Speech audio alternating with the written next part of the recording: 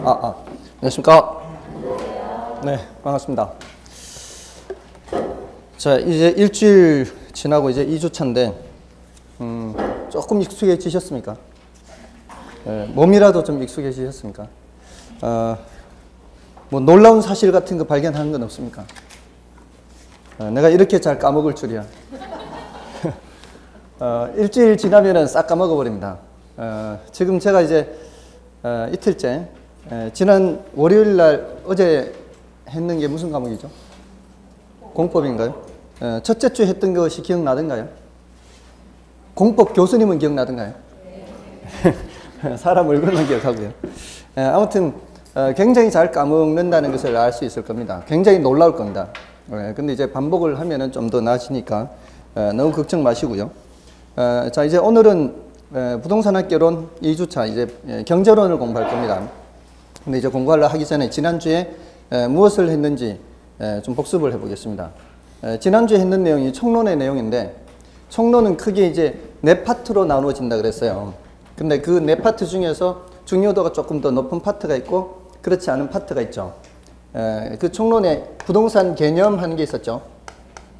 부동산이 뭐냐, 그리고 그런 부동산을 분류를 했죠. 그 다음에 부동산 특성이 있었습니다. 다른 물건과 구별되는 여러 가지 특성들이 있었죠. 그리고 부동산 속성이라는 주제가 있었습니다. 근데 이 두 주제에 대해서는 별로 깊게 하지 않았죠. 종류 정도만 파악을 했고요. 부동산 개념과 부동산 분류에 대해서 좀 공부를 했었습니다. 부동산이 뭐냐라는 것이었죠. 부동산 개념. 자, 이런 부동산 개념을 볼 때 어떤 한쪽 측면에서만 보지 않고 여러 가지 측면에서 종합적으로 살펴본다 그랬죠. 앞으로 부동산학에서는 늘 그 세 가지 얘기를 합니다. 법적인 측면, 경제적인 측면, 기술적인 측면, 이렇게 종합적으로 살펴본다 그랬어요. 이걸 이제 복합 개념의 부동산이다 라고 얘기했습니다.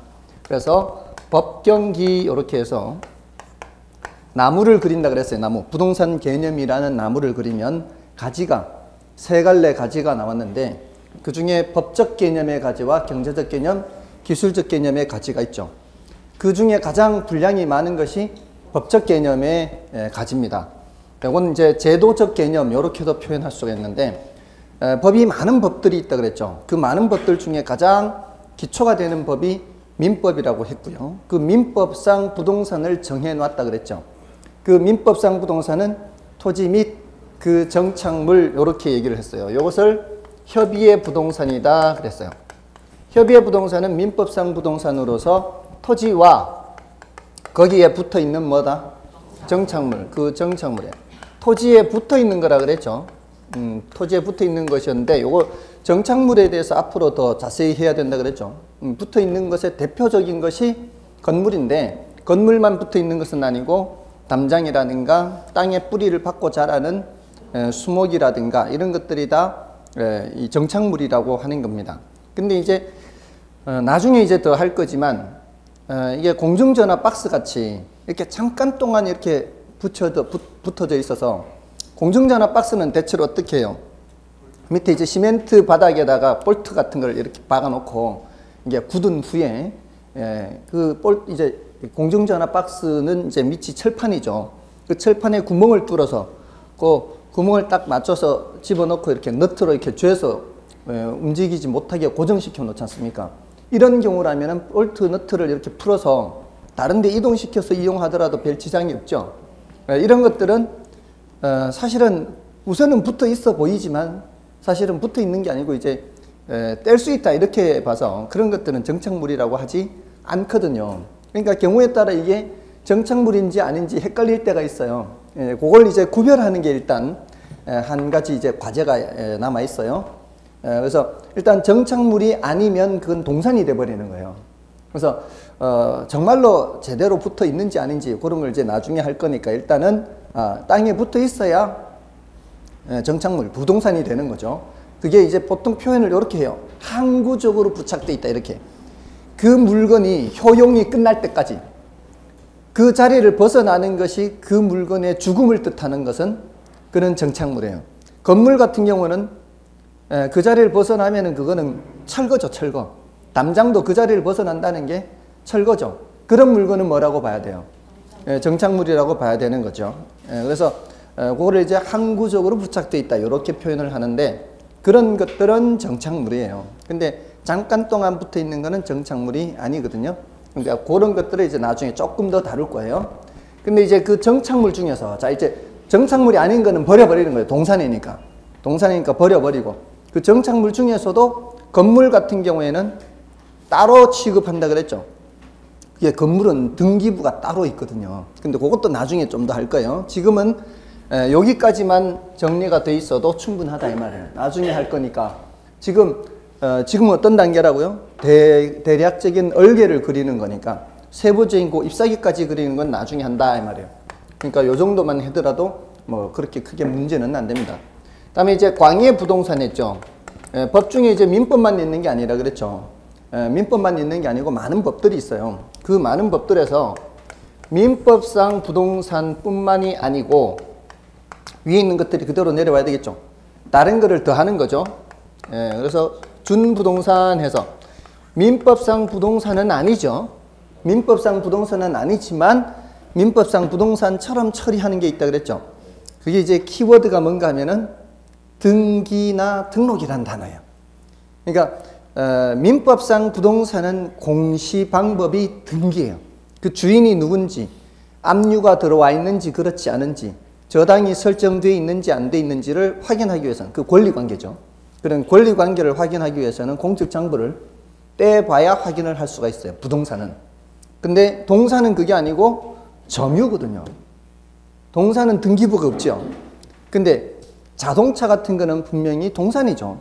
자동차는 동산인데도 불구하고 거기에 압류가 들어와 있는지 없는지, 저당이 설정되어 있는지 그렇지 않은지를 확인하기 위해서는 등록원부라는 공적 장부를 떼봐야 확인할 수 있죠.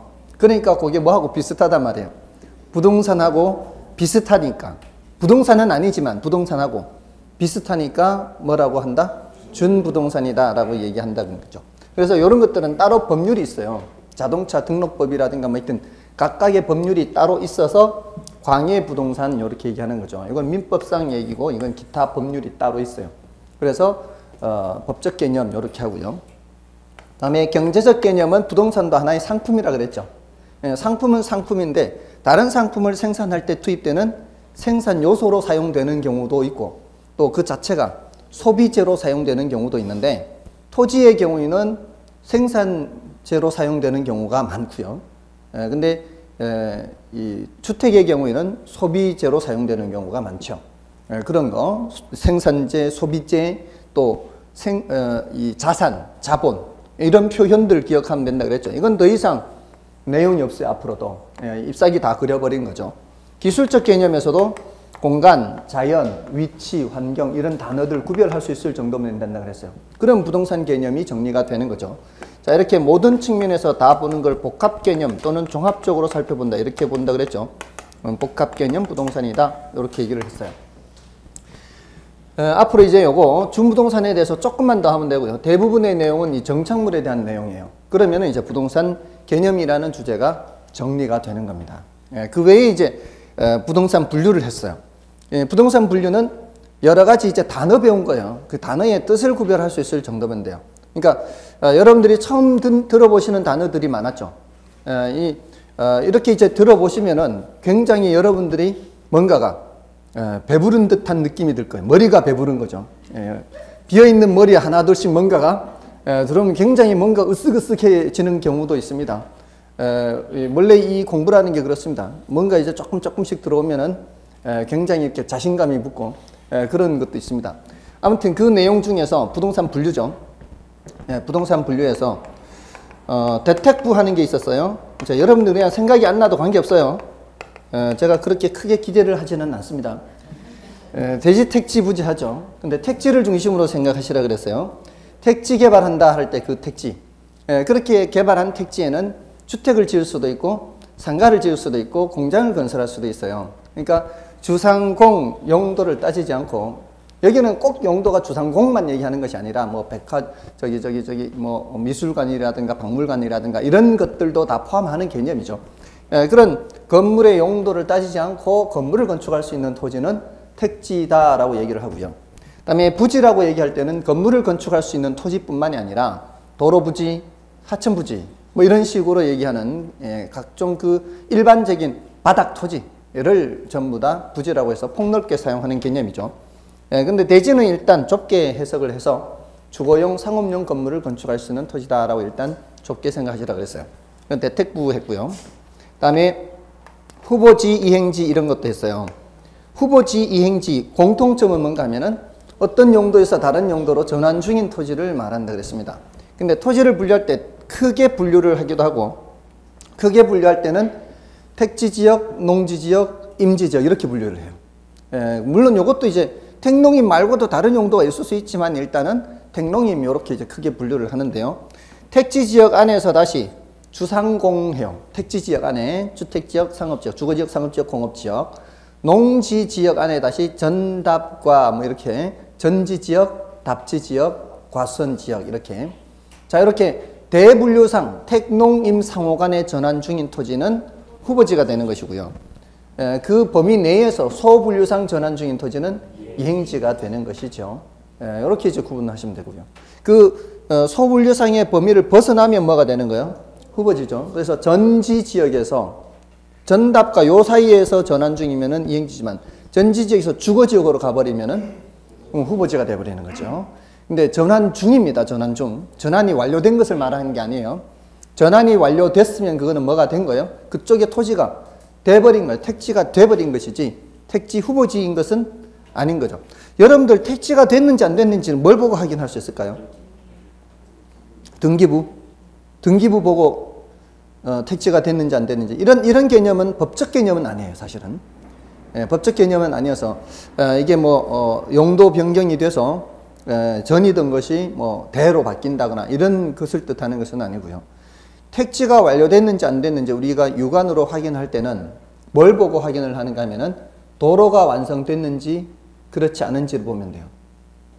도로가 완성이 되어 있다면 그거는 택지가 된 거예요. 왜냐하면은 제가 택지 개발하는 걸 봤어요. 봤는데 처음에는 뭐 야트막한 산도 있고 평평하기도 하고 이 빈 놀리는 밭 있죠. 그러니까 원래 이제 그 농지던 곳이잖아요. 그러면은 이제 뭐 야트막 산도 있고 밭도 있고 뭐 이렇게 이런 곳인데 묵혀놨을 거 아니에요. 뭐 이제 택지 개발한다고 몇 년 전부터 이제 수용하고 했을 테니까 몇 년간 묵혀놨을 거 아니에요. 근데 거기를 어떻게 하는가 하면은 야트막한 산은 밀어버려요. 밀어버리고 낮은 데를 다 이렇게 둬두는 거죠. 이렇게 둬두는 거죠. 그럼 평평하게 되겠죠. 그 다음에 뭘 하는가 하면은 아직은 이게 택지가 완료된 거 아니에요.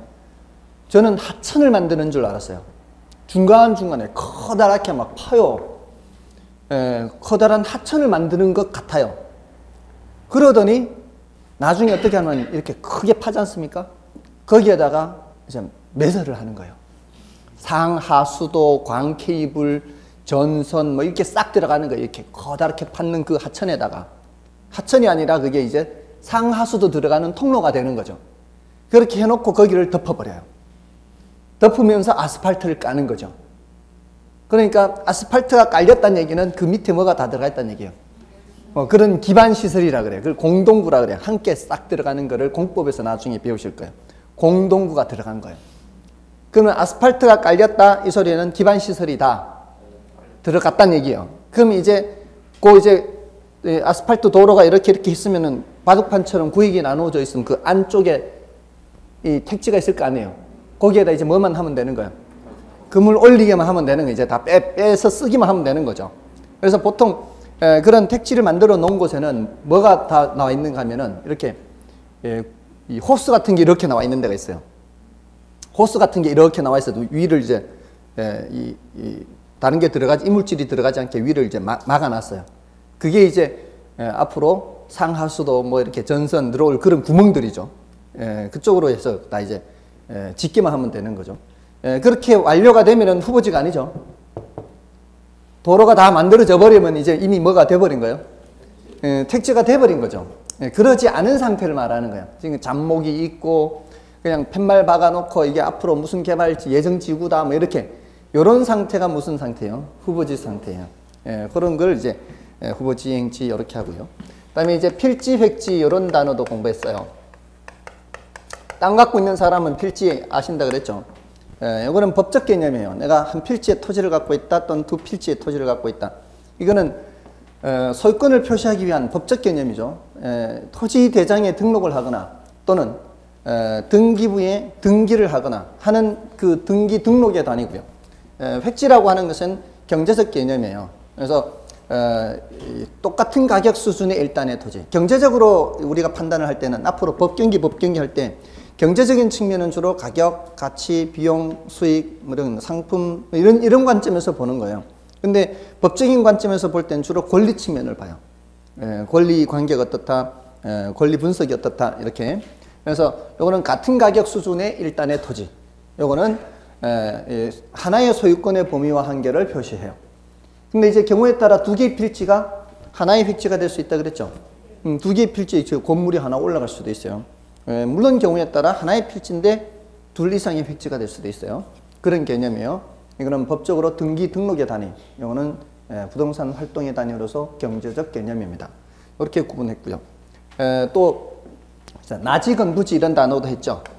나지는 지상의 건물이 없는 땅, 건부지는 지상의 건물이 있는 땅. 이거는 이제 지상의 건물 때문에 건부 감가가 발생하는 것이 일반적이지만 아주 예외적으로 개발 제한이 강화되는 그런 경우에는 건부 증가가 예외적으로 발생할 수도 있다. 이런 걸 했고요. 활용 가치는 보통은 이제 나지가 더 높다 이 말이죠. 그다음에 법지, 빈지 이런 거 했죠. 이건 이제 한자가 좀 어렵죠. 법지는 어렵지 않죠. 법자니까. 법으로는 갖고 있어요. 법적으로는 내가 갖고는 있지만 활용 실익이 없거나 적은 토지, 경사진 경우를 말하죠. 나중에 공시법에서 배울 거예요. 경사진 경우에는 그 경계 측량을 해야 될 거 아니에요. 이게 경사진 토지의 경우에는 경계 측량을 할 때 아래를 기준으로 측량을 하느냐, 위를 기준으로 측량을 하느냐, 이런 게 있어요. 그때는 아래를 기준으로 측량을 해요. 요 밑에. 그래서 이 부분이 이제 위 토지 소유자의 토지 대장이나 등기부에 표시가 되는 거예요. 이 부분이에요. 이 부분. 이 부분이. 근데 사실 이용할 수 있는 부분 이 부분밖에 없죠. 그래서 요 나머지 부분을 법지. 그리고 요 면을 법면이라고 하기도 해요. 법면. 경사면을. 근데 이제 법적 분쟁이 생기는 게 어떤 경우예요? 이게 막 이제 이게 옹벽을 제대로 치지 않으면 어떻게 해요? 이 흘러내리죠. 이렇게 넓어지죠. 이렇게. 나중 되면 이래 버리면 이제 야 미친 내 건데 이렇게 하면 안 되죠. 이제 이런 측량을 다시 해야 되죠. 이렇게. 아무튼 하단을 기준으로 해서 경계 측량을 합니다. 이런 게 이제 법지고, 빈자는 물가 빈이라 그랬죠. 한자가 좀 어렵다 그랬어요. 이게 물가, 바닷가라 그랬어요. 바닷가인데 바다와 육지를 나누는 경계는 소금물이 제일 이제 깊게 안쪽으로 이제 육지 쪽으로 드는 소금물이 조금이라도 이제 묻으면은 그건 바다라고 보는 거죠. 근데 이제 바다와 육지를 그렇게 나누는데 그렇다고 해서 경계 측량을 할 때 제일 소금물이 안쪽으로 들어온 그 위치를 잡아서 측량을 하는 게 아니라 어느 정도는 거리를 들어와서 측량한다 그랬죠. 그러니까 육지이면서 측량이 안 된 부분이 있죠. 보통은 이제 모래사장으로 많이 돼 있어요. 그 모래사장으로 많이 돼 있는데 그런 부분을 바닷가, 빈지라고 해서 이거는 이제 소유권 표시는 안 돼 있지만 활용 실익은 있다. 뭐 이런 얘기를 했고요. 그다음에 이제 포락지라는 거 있어요. 포락지 할 때 락자가 떨어질 락자라 그랬죠. 자, 이거는 물의 침식 작용 때문에 생긴다 그랬어요. 물의 침식 작용 때문에 갉아먹으면 윗부분이 이제 무너져 내릴 거 아니에요. 갉아먹으면 또 윗부분이 무너져 내리고, 이렇게 해서 수면 밑으로 잠긴 토지 또는 하천으로 변한 토지가 포락지, 이런 얘기를 했습니다. 자, 뭐 이런 얘기 말고도 이제 뭐 잡다한 내용들이 더 있기는 해요. 근데 이제 그거는 이제 차츰 더 하면 되겠고요. 자, 이런 이제 토지 분류를 했고, 부동산 특성과 속성에서는 부동산 특성에서 종류 정도는 기억해 두시라 그랬어요. 부동산이 갖고 있는 특성, 다른 재화와는 구별되는 성질이죠. 거기 이제 자연적 특성도 있고 인문적 특성도 있죠. 자연적 특성에는 부동성, 이게 이제 대표적이죠. 왜 대표적이겠어요? 부동산이라는 말이 여기서 나온 거죠. 부동성, 그리고 증성, 그 양을 증가시킬 수가 없어요. 이거는 예외가 있을 수 있을까요? 없을까요? 이거는 절대로 예외가 있을 수가 없죠. 뚝딱뚝딱 만들듯이 늘리는 것을 말하는 거거든요. 뚝딱뚝딱 만들듯이 늘릴 수는 없죠. 절대 예외가 없는데 지금 이렇게 잘 대답하시는데 시험 치면 꼭 헷갈려요. 이거는 무엇의 예외다 그러면 이게 맞는지 안 맞는지 이게 판단하기가 쉽잖아요. 이게 개론이라는 과목의 특징이 그래요. 개론이라는 과목이 들을 때는 그렇지 그래요. 근데 문제 풀 때 되면은 정말 그런가? 뭐 이렇게 되는 거죠. 아무 생각 없이 가다 보면 이제 다 틀리는 거예요. 아무튼 부증성, 그다음에 영속성. 이거는 이제 반대로 생각하면 돼요. 얘하고 얘는. 전체 양은 정해져 있죠. 전체 양은 정해져 있는데 더 이상 늘릴 수도 없고 줄어들지도 않는 거죠. 소모되지 않으니까. 그런 의미에서 반대로 생각하시면 되고요. 그 다음에 개별성, 모든 토지는 제각각이고요. 인접성, 이렇게. 나중 되면은 이런 파생현상을 공부를 하더라도요. 지금 단계에서는 할 필요가 없고요. 나중에 이제 문제풀이 할 때 주로 출제되는 게 이 두 가지 주제고요. 더 출제한데 얘까지만 해도요. 한 70%가 이 커버가 돼요. 그만큼 이 위에 있는 것들이 더 중요하다는 얘기입니다. 다음에 이제 인문적 특성은 용도가 다양합니다. 인문적 특성에서는 얘가 제일 많이 언급돼요. 인문적 특성 중에서는 요놈. 다음에 병합 분할 가능성. 경우에 따라 병합해서 사용할 수도 있고 분할해서 사용할 수도 있고요. 이거는 물리적으로 병합 분할하는 게 아니죠. 인간의 필요에 따라 합해서 사용하고 나누어서 사용하기도 하고 하는 거죠. 다음에 사회적, 경제적, 행정적 위치는 가변적이다. 물리적 위치는 어때요? 물리적 위치는 고정되어 있죠. 물리적 위치는 고정되어 있는데 이런 경제적 위치, 행정적 위치 이런 것들은 가변적이죠. 이 지역도 마찬가지죠. 옛날에는 주변이 다 논밭이었을 거 아니에요. 논밭이었는데 이렇게 많이 들어선 거 아니에요. 본 적 없죠? 이게 논밭이었는지. 저는 지나가면서 봤어요. 저는 이 노원구청이 혼자 덜렁 이렇게 지어졌어요. 주변은 아직 건물도 별로 없는 때. 그때 이미 지나갔었는데 아무튼 이렇게 될 줄은 꿈에도 생각 못했죠. 이럴 줄 알았으면 그때 땅 좀 사놓는 건데요. 그럴 것 같으면 못할 게 없죠. 아무튼 이런 내용들 했고요. 부동산 속성에는 뭐 공간성, 위치성 뭐 이런 성질들이 있는데 나중에 좀 해도 되겠습니다. 자, 이제 이 정도로 복습을 하고요. 오늘은 이제 어려운 내용을 들어갑니다. 부동산학 강론에 수요 공급 들어가요. 수요 공급. 자, 조금은 어려운 내용일 수 있어요. 여기서 잘 따라오셔야 돼요. 자, 이 수요 공급은 그 자체가 이제 네 문제가 출제되니까 굉장히 중요한 주제입니다. 그 자체로 네 문제고요. 다음에 이제 요거를 이해를 하면은 정책론에서 또 수요 공급 얘기를 하거든요. 지난주에 이제 정책론이라는 게 있다 그랬죠. 뭐 파리 대책이다. 뭐 파리 대책 있고 나서는 일단 거래가 어땠어요? 거래가 팍 줄었죠. 그게 이제 뭐예요? 수요 공급에 영향을 미치는 거죠. 수요가 뚝 이제 수요 감소. 그런 정책을 하게 되면은 정책이라는 게 정부가 시장에 개입하는 것이거든요. 정부가 시장에 개입하게 되면은 자, 지난주에 제가 시장하면 앞으로 뭐 생각하라 그랬죠? 수요 공급 생각하시라 그랬어요. 시장이라는 무대는 수요하려는 사람과 공급하려는 사람이 이제 만나는 무대라 이렇게 생각하시면 된다 그랬죠. 그래서 정부가 어떤 정책을 쓰게 되면은 시장에 영향을 미치는 거죠. 그럼 시장에 영향을 미친다는 게 뭐에 영향을 미친다는 거예요? 수요나 공급에 영향을 미친다는 얘기거든요. 그래서 이 수요 공급을 공부하면 뒤에 정책론까지 영향을 미치게 돼요. 그래서 중요한 겁니다. 자, 아무튼 자, 이 수요 공급을 얘기할 때 자, 오늘 이제 수요 공급 요걸 이제 공부하는 거예요. 시장론 중에 다른 내용들도 있긴 합니다. 다른 내용들도 있긴 한데 수요 공급 위주로 이제 말씀을 드릴 거예요. 경제론 파트에서. 이 수요 공급에서는 이 개념 정리를 해 둬야 되는 것들이 수요 공급의 이제 개념에서 정리를 할 것이 있고요. 자, 여기서 유량이라는 개념과 저량이라는 개념. 이게 이제 굉장히 중요해요. 이게 이제 2년에 한 번꼴로 출제되는 자주 출제되는 주제입니다. 다음에 수요량 변화와 수요 변화.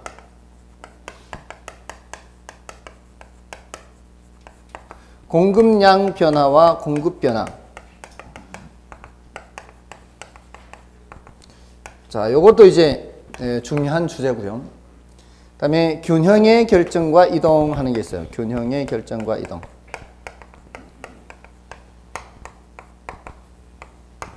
그다음에 이제 탄력성 개념이에요. 자, 혹시 여기서 들어보신 것들이 뭐가 있나요? 수요 공급은 들어보셨을 거고요. 유량 저량 들어보셨나요? 처음 들어보시죠? 그다음에 이것도 처음 보실 거고요. 이거 균형의 결정과 이동은 마찬가지고요. 전부 다 생소하죠. 전부 다 생소한데 이제 차근차근 이제 해 나가시면 된다라고 생각하십시오. 자, 일단 수요라는 단어는 이제 다들 많이들 들어보셨을 거예요.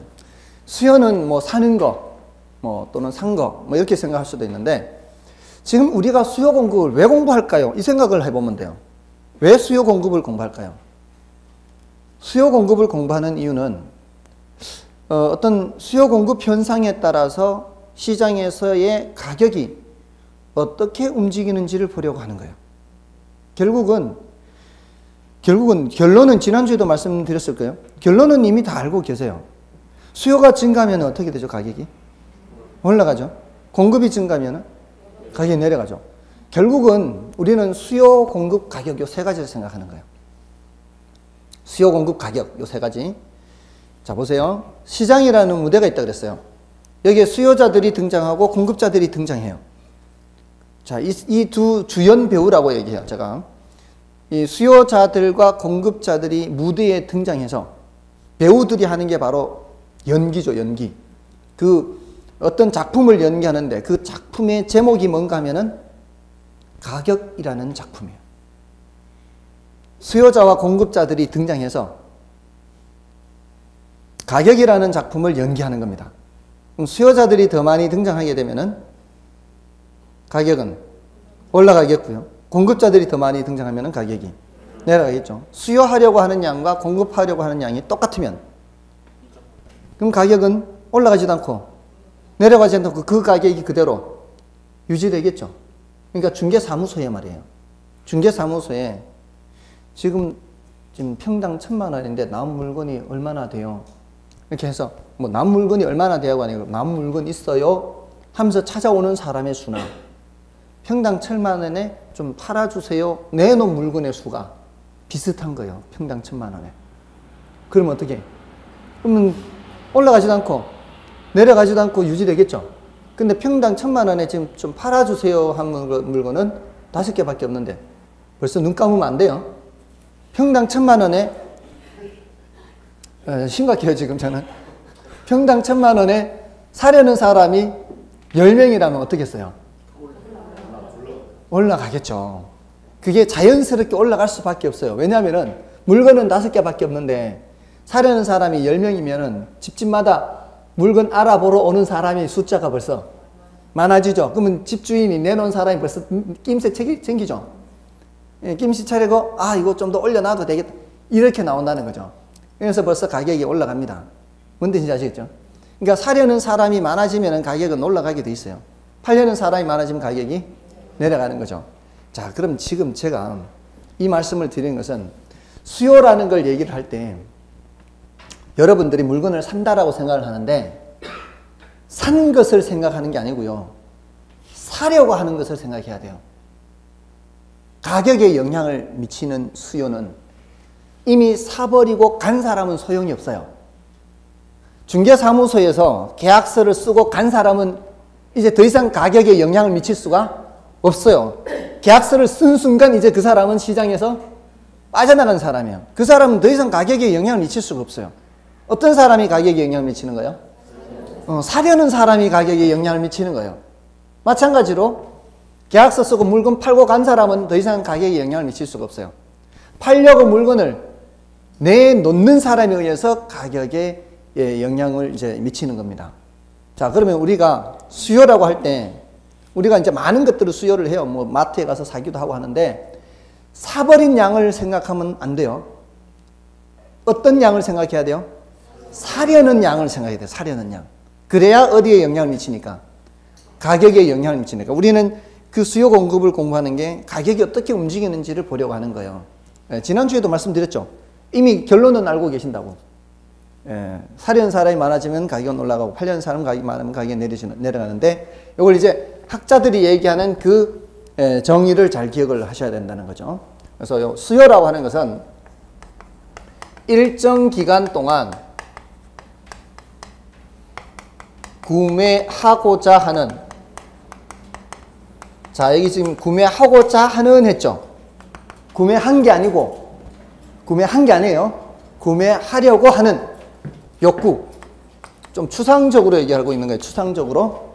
일단 이 추상적으로 얘기하는 걸 좀 받아들이셔야 돼요. 왜냐하면은 우리가 보세요.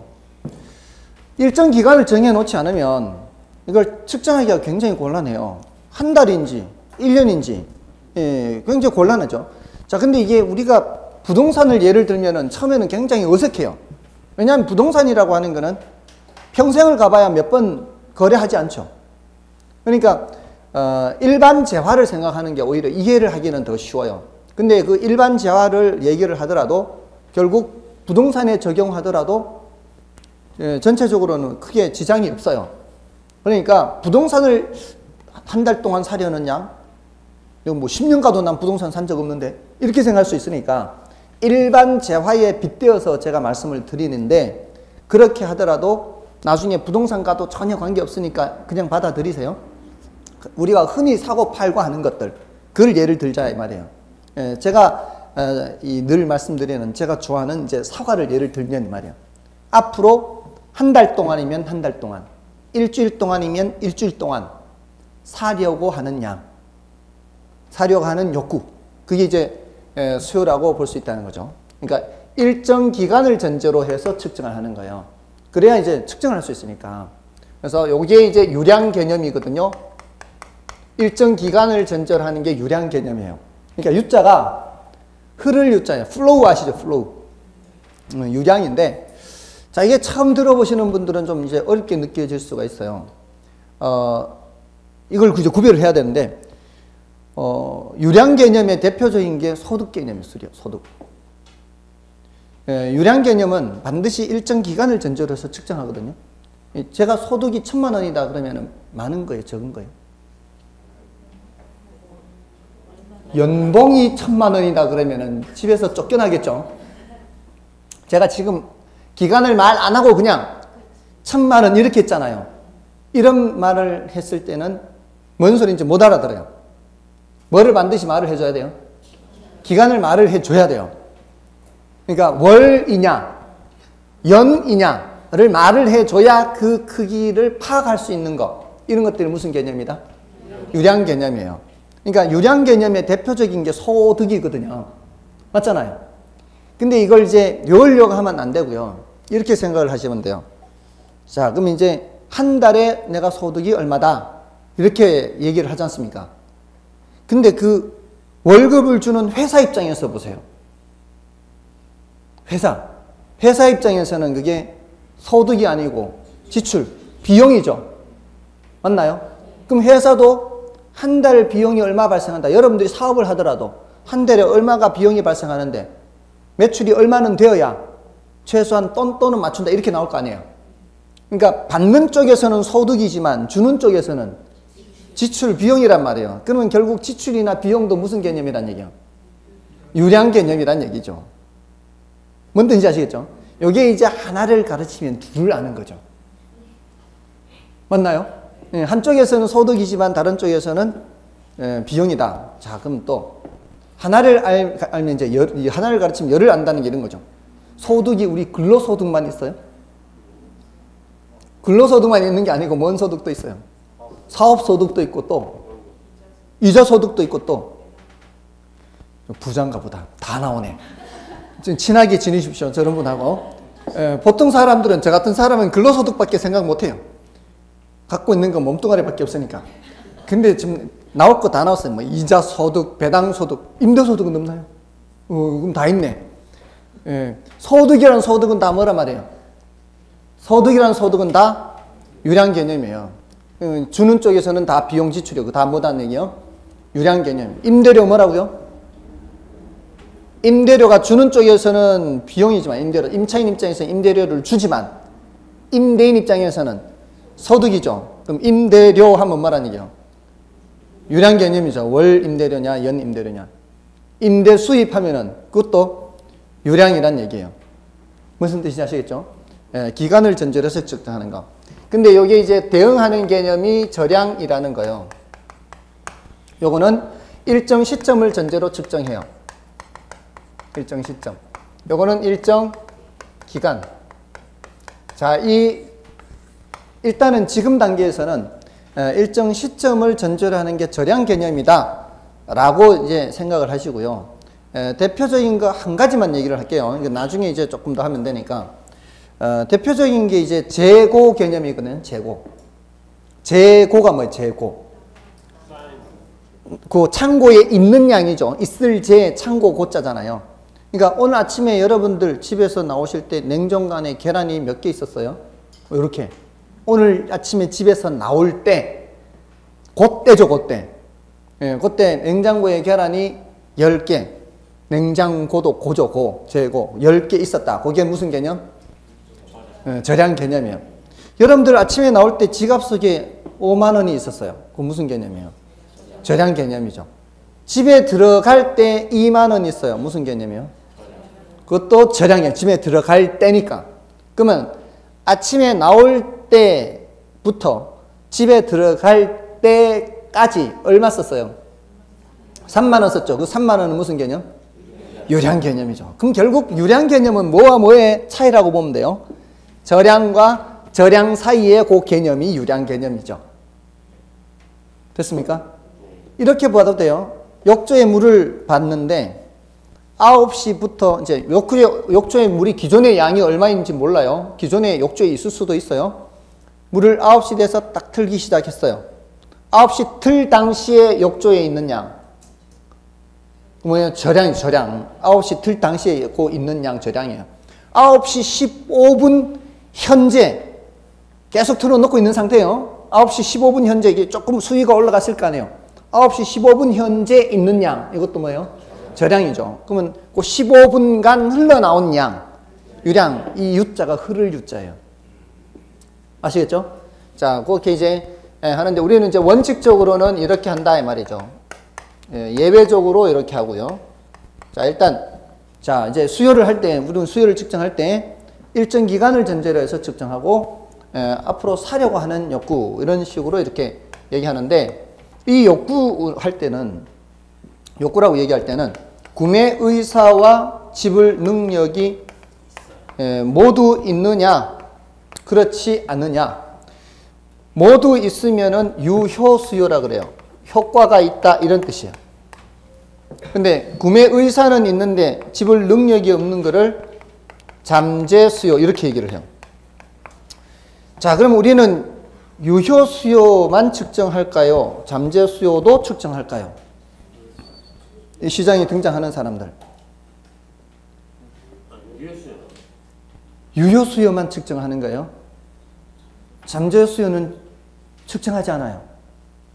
왜냐하면은 약장수들이 약 팔 때도 애들은 가라 그래요. 왜 애들은 가라 그래요? 필요 없잖아요. 약장수 지금 약 팔아야 되는데 애들은 돈 없어요. 필요 없습니다. 자리만 차지할 뿐이지. 돈 들고 와야 됩니다. 시장에 올 때 뭐 들고 와야 된다고요? 돈 들고 와야 돼요. 돈 안 들면 소용없어요. 그러니까 우리는 뭐만 측정하는 거예요? 유효 수요만 측정하는 거예요. 근데 굳이 부동산 쪽에서는 특히 이걸 얘기하는 이유가 경우에 따라 잠재 수요가 유효 수요가 될 수 있는데 이 능력에는 뭐도 포함시키는가 하면은 대출도 포함시켜요. 대출 받을 수 있다. 이것은 상환 능력이 있다. 이렇게 보는 거예요. 정부에서. 어떤 규제를 할 때. 그럼 대출 받을 수 있다면 그 대출 받을 수 있는 요건을 완화시켜주면은 뭐로 바뀔 수 있어요? 잠재 수요가 유효 수요로 바뀔 수 있죠. 그렇게 되면은 이제 측정을 할 수 있어요. 돈 들고 오면 돼. 근데 빌려서 오든. 뭔 뜻인지 아시겠죠? 빌려서 오든 그것도 능력으로 보는 거예요. 그래서 돈을 들고 와야 됩니다. 자, 그럼 요 세 가지. 자, 유량 개념이 원칙이다, 저량 개념이 원칙이다. 유량이 원칙이다. 요거는 전적 개념이에요. 사려고 하는 사람이요, 산 사람이요. 사려고 하는 사람. 근데 요거는 질문은 많이 하지 않습니다. 이거는 이제 이 수요 공급을 이해할 때 필요한 거예요. 제가 예전에 대학교 다닐 때 공부할 때 요거를 이해를 못했어요. 이걸 이해를 못하니까 전체적으로 이해를 못해요. 질문을 하지는 않는데 전체적으로 이해를 못하는 거예요. 산 사람이 아니라 사려고 하는 사람의 크기를 수량을 측정을 하는 겁니다. 그리고 유효수요다, 잠재수요다, 유효수요다, 이렇게 이제 세 가지가 정리가 되는 거예요. 개념에서는 유량으로 하는 것이 원칙이다. 사전적 개념이다. 요거는 이제 중요도는 낮고요. 그다음에 여기 유효 수요다. 요 세 가지. 요 두 가지가 이제 더 중요하고요. 요거는 굉장히 자주 질문했고요. 유효 수요는 뭐 지문으로만 몇 번 정도. 구매 의사와 뭐가 있어야 된다? 지불 능력이 뒷받침돼야 된다. 이렇게. 됐나요? 자, 근데 이제 요거를 이제 좀 추상적으로 얘기하는데 구체적으로 얘기하면은 이제 수요량이라는 게 나와요, 이제. 이제 드디어 개수를 세는 거예요, 개수를. 수요량. 그 수요의 크기를 수량으로 표시한 거겠죠. 자, 그럼 이제 여러분들한테 질문하는 거예요. 여러분, 오늘 이제 앞으로 일주일 동안 먹을 사과를 산다면 얼마나 사시겠어요? 얼마나 사시겠어요? 이렇게. 각각. 그걸 뭐로 나타낸 거예요? 양으로. 양으로 나타낸 거. 수요의 크기를 뭐로 표시를 한 거예요? 양으로 표시한 거예요. 수요의 크기를 양으로, 수량으로 표시한 거예요. 자, 이렇게. 이게 수요량이에요. 자, 그런데, 자, 그냥 질문할게요. 그냥 아무렇게나 대답하셔도 돼요. 만약에 오늘 가서 장을 본다면은 앞으로 한 달 동안 먹을 사과의 수량을 산다면 몇 킬로 사시겠어요? 10개. 그럼 10개는 한 1kg 잡을게요. 2kg? 한 개가 몇 그램 정도 되죠, 보통 사과가? 120g 잡고 그러면 1.2kg요.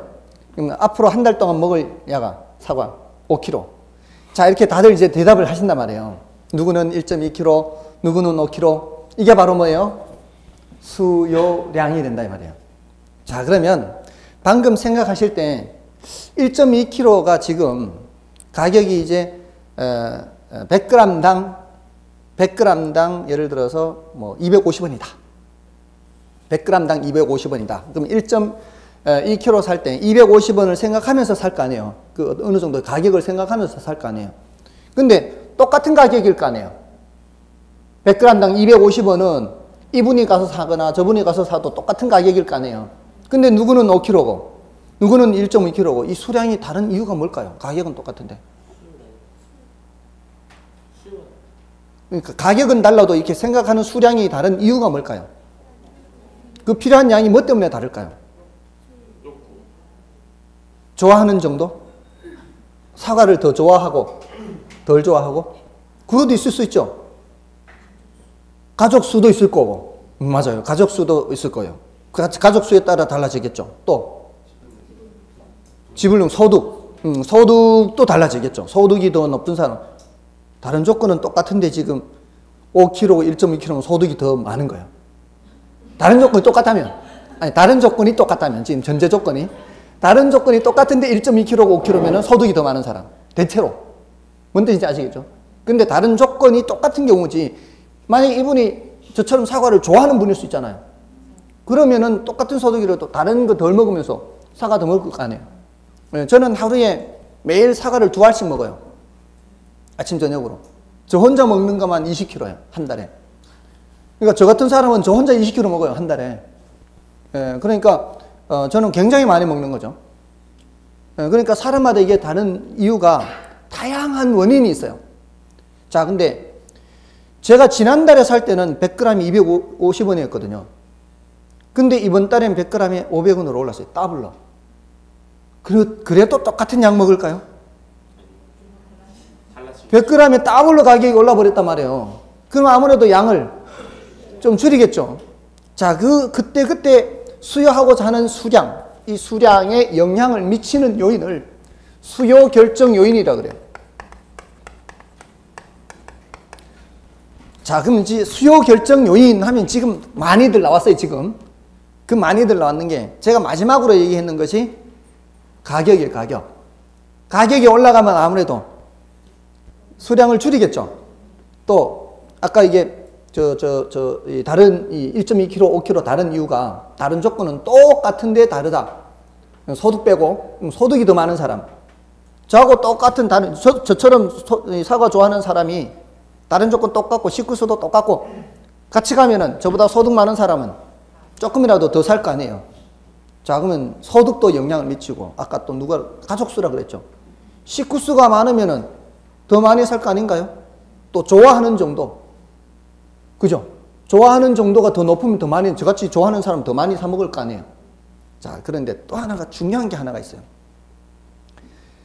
제가 과일은 다 좋아하는 편이에요. 귤이 보니까 지난번에 비해서 반값으로 떨어졌어요. 귤이 반값으로 떨어지니까 귤에 눈길이 가는 거죠. 그러면서 귤을 더 사면서 사과는 좀 줄이지 않을까요? 똑같이 더 사지는 않을 거다 이 말이에요.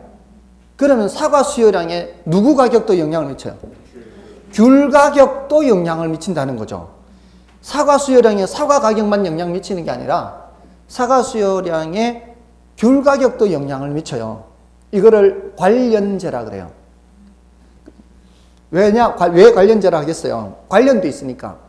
만약에 삼성전자에서 만드는 핸드폰 가격이 내려갔다고 제가 사과 수요를 더 저쪽으로 가면서 사과 수요를 줄이고 이러지는 않을 거 아니에요. 큰 관계는 없을 거 아니에요. 그런 관련제가 아니에요. 그러니까 관련제 가격도 영향을 미쳐요. 이런 것들을 전부 다 뭐라고 한다고요? 수요 결정 요인이라고 얘기를 해요. 근데 가장 중요한 게 누군가 하면은 사실은 가격이요.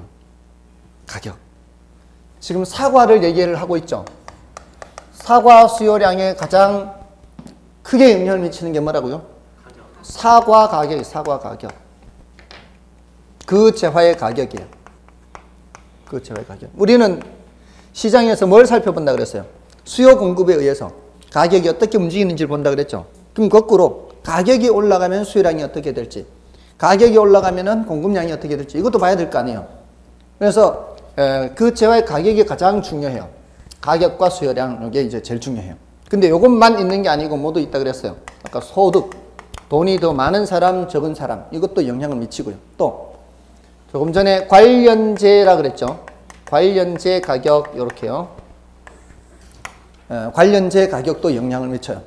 그 다음에 좋아하는 정도, 기호도 있죠. 그 다음에 아까 가족수라 그랬죠.